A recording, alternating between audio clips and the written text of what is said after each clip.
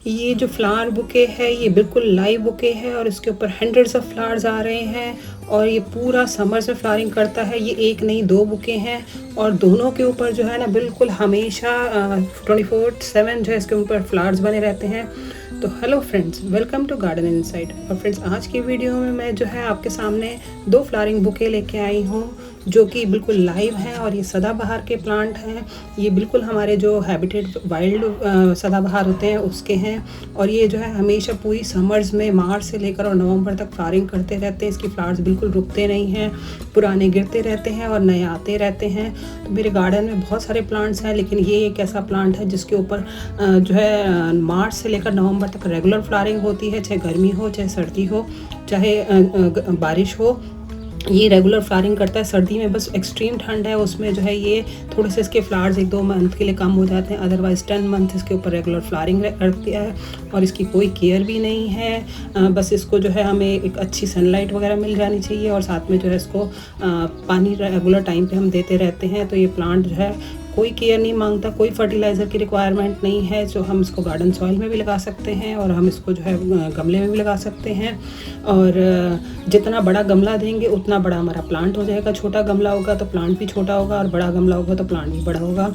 और ये देखने में बहुत खूबसूरत लगता है। ये जो दोनों प्लांट्स हैं ये मेरे मेन गेट की एंट्री पे लगे हुए हैं और हमेशा इनके ऊपर फ्लावरिंग बनी रहती है। तो ये फ्रंट प्लांट इतना बुशी इसलिए हो जाता है कि हम इसकी जब टाइम पे कटिंग प्रूनिंग करते रहते हैं तो हमारा प्लांट बुशी होता है। जैसे ही इसकी 3-4 इंच की हाइट होती है उसके बाद हमें इसकी प्रूनिंग कर लेनी चाहिए।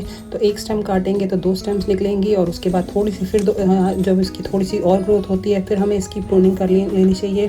तो इस तरह से जब इसकी थोड़े टाइम के बाद प्रूनिंग होती रहती है तो ये बहुत सारी स्टेम्स निकालता है और जब इसका फ्लावरिंग सीज़न आता है तब ये जो है पूरा का पूरा प्लांट भर जाता है। और जिस वक्त ये इसके ऊपर फ्लावर्स नहीं आते हैं तो हम दोबारा से इसकी प्रूनिंग कर सकते हैं ताकि इसकी नई स्टेम्स निकल के आएँ। और जब नई स्टेम्स निकलती हैं तो फिर उसके ऊपर खूब सारे फ्लावर्स आते हैं। और जब अगर ये प्लांट थोड़ा सा कोई स्टेम ऐसी इसकी लगी हो जाती है तब भी हम इसकी प्रूनिंग कर सकते हैं। और इसके ऊपर सीड्स भी खूब आते हैं और जब इसके सीड्स हमारे पॉट में या हमारे गार्डन सॉइल में गिरते हैं तो और नए सारे प्लांट्स निकल के आ जाते हैं। तो इस तरह से ये एक ऐसा प्लांट है जिसको केयर भी नहीं चाहिए और जिसके ऊपर जो ज़्यादा एक्सपेंसिव भी नहीं है। नर्सरी में हम लेने जाएंगे तो 20-30 रुपीज़ का ईजिली मिल जाता है। जो हाइब्रिड विंड का होते हैं वो सिर्फ समर्स में जो है फ्लावरिंग करते हैं और उसका जब सीज़न ख़त्म होने लगता है तब बिल्कुल डाई कर जाते हैं। लेकिन ये प्लांट डाई नहीं करता, हमेशा पौधा हमारे गार्डन में हरा भरा बना रहता है। और अगर हम इसकी कटिंग प्रूनिंग टाइम पे करते रहते हैं तो ये जो है एक बहुत शानदार गुलदस्ता हमारे गमले में भी और ज़मीन में भी तैयार हो जाता है। फ्रेंड्स, मेरे पास बहुत सारे अडेनियम, बोगनवेलिया, हिबिस्कस, चंपा, कनेर, मधुमालती, मधुकामिनी, मोगरा, एक्सोरा, टेक्सास सेज, चांदनी, ऐसे बहुत सारे पौधे हैं हाइब्रिड में भी और देसी में जिनके फूल आते हैं और चले जाते हैं। लेकिन सदाबहार एक ऐसा पौधा है जिसके ऊपर हमेशा फूल बना रहता है। ऐसे पौधों को हम इम्पोर्टेंस ना दे के ज़्यादा महंगे या ज़्यादा केयर वाले प्लांट अपने गार्डन में लगाते हैं। तो ये ऐसा प्लांट भी हमारे गार्डन में ज़रूर होना चाहिए। और ये एक हर्बल पौधा भी है। तो फ्रेंड्स, ये जो है 2 कलर्स में आता है, वाइट और पिंक। तो मेरे ये इस बुके में मेरे 2 प्लांट्स लगे हुए हैं। ये इसमें एक वाइट है और एक पिंक है। वाइट के फ्लावर्स थोड़े से बड़े हैं और पिंक के फ्लावर्स थोड़े से छोटे हैं।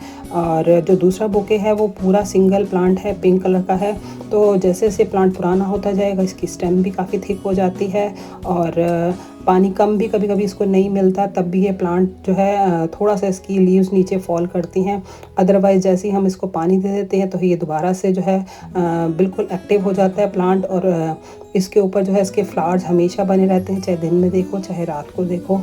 तो फाइनली कटिंग प्रूनिंग करके हम इसे टोपियारी, गुलदस्ता या कोई भी क्रिएटिव शेप दे सकते हैं और अपने गार्डन की शोभा को बढ़ा सकते हैं।